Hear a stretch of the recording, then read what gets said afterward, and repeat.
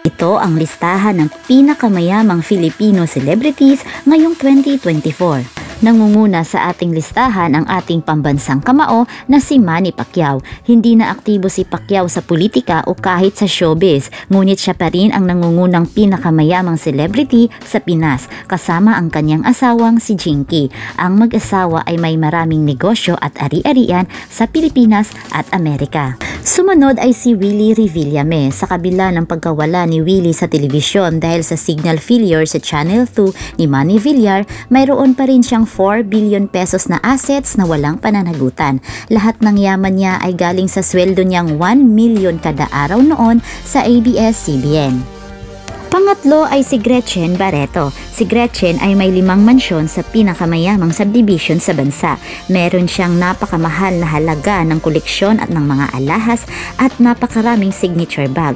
Business partner niya si Atong Ang na siyang nagmamay-ari ng online sabong. Pang-apat ay ang ating megastar Sharon Cuneta.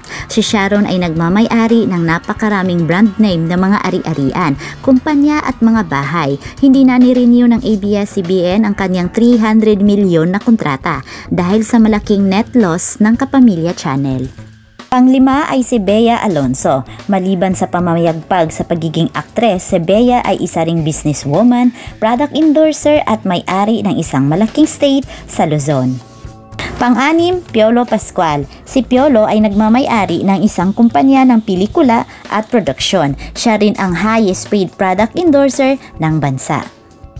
Pang-pito si Dingdong Dantes. 1 billion pesos pa rin ang net worth ni Dingdong, pero kung pagsasamahin ang net worth nila ni Marian ay magiging 1.6 billion pesos na ito. Iginiit ni Dingdong na kung ano ang kinita ni Marian ay pera lamang niya iyon.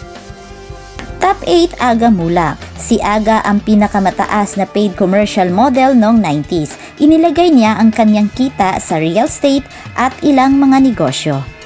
Pang-siyam, Ann Curtis. Maliban sa pagiging aktres, model at television presenter, si Ann ay isa sa pinaka-the best na brand ambassador ng bansa.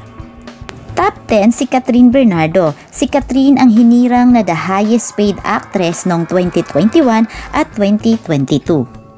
Top 11 naman ang batikang actress na si Gloria Romero.